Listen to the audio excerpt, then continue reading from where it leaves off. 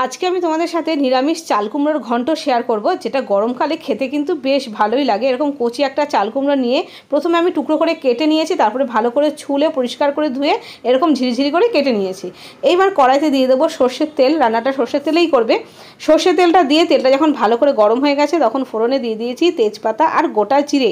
তেজপাতার গোটা জিরে যখন সুন্দর গন্ধ আসছে তখন এরকম কেটে রাখা চাল কুমড়োটা দিয়ে দিলাম। খুবই সিম্পল রান্না, কিন্তু নিরামিষের দিনে খেতে কিন্তু বেশ ভালো লাগে। আর গরমকালে এরকম হালকা পাতলা রান্না বেশ ভালোও লাগে খেতে।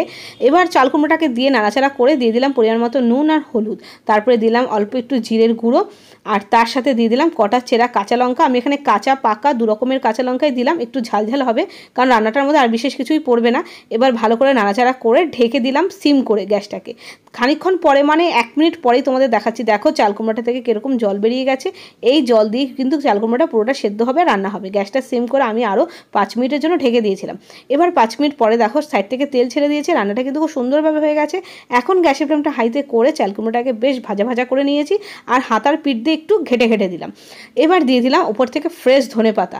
ব্যাস, ধনেপাতা দিয়ে গ্যাসটা বন্ধ করে একটু রেস্টে রেখে দিতে হবে। 5 থেকে 7 মিনিট মতন রেস্টে রেখে দাও, আর তারপরে গরম ভাতের সাথে সার্ভ করে দেখো। এরকম নিরামিষ চাল কুমড়ো গরমকালে খেতে কিন্তু বেশ ভালো লাগে, আর শরীরও ভালো লাগে, ঠান্ডা থাকে শরীর। তো তোমাদের এরকম নিরামিষ চাল কুমড়ো কেমন লাগলো অবশ্যই করে কমেন্ট করে জানিও।